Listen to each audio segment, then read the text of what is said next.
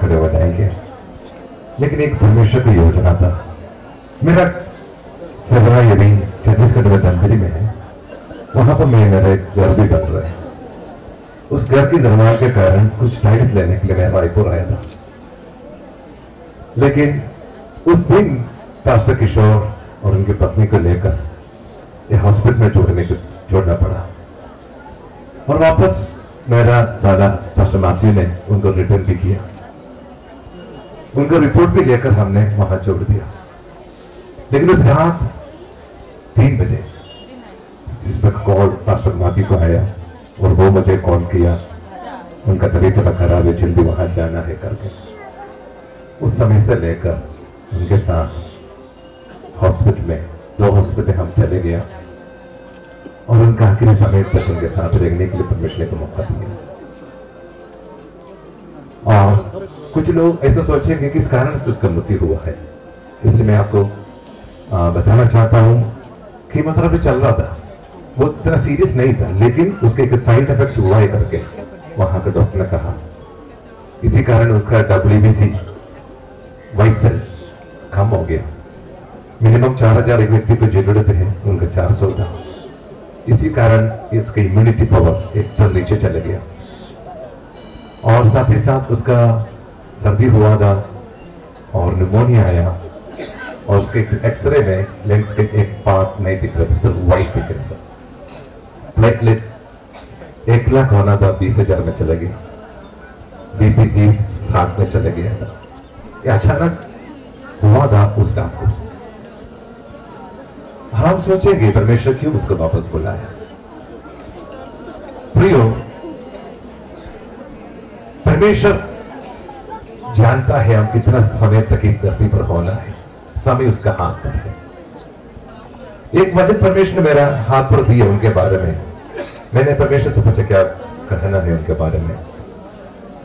दूसरे दिन को पुस्तक 4 अध्याय का 7 से लेकर पढ़ेगा तो परमेश्वर का सपोज पौल ने इस प्रकार कहा, मैंने अच्छा कुछ दिन मैं विश्वास को रिकवाली किया। प्रियो, कुछ समय के अंदर बहुत कुछ करके वो वापस लौटा है। जो करना था वो करके चले गया है। कुछ चीजों का आरंभ भी करके रखा है। परमेश्वर को मालूम था जिस उद्देश्य के लिए उसको बुलाया, जिस उद्देश्य के लिए उसको भेजा, वो काम पूरा हो चुका है। अभी बातें और किसी के हाथ पर देना है, कितना तैयार है। प्रियो, हम सब शोकित है, दुखित है, लेकिन बाइबल कहता है अन्य जातियों का समान शोकित ना हो, क्योंकि हमारे लिए एक आशा है, क्योंकि वो अभी भी जीवित है। बाइबल लूका ने जिसे सुसमाचार 20 अध्याय का 38 में इस प्रकार लिखा है, हमारे परमेश्वर मुर्दों का परमेश्वर नहीं है, वो जीवनों का परमेश्वर है। उनके निकट सब जीवित है। क्या अब्राहम जीवित है? हाँ, अब्राहम जीवित है।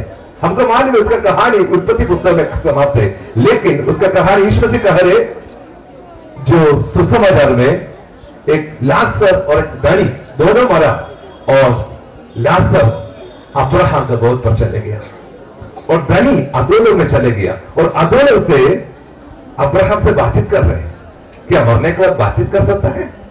हाँ, कर सकता है। नहीं ये तीनों कैसे कर पाएंगे? किससे बात किया? अब्राहम से बात किया। और किसके बारे में बात कर रहे? अपने भाइयों के बारे में।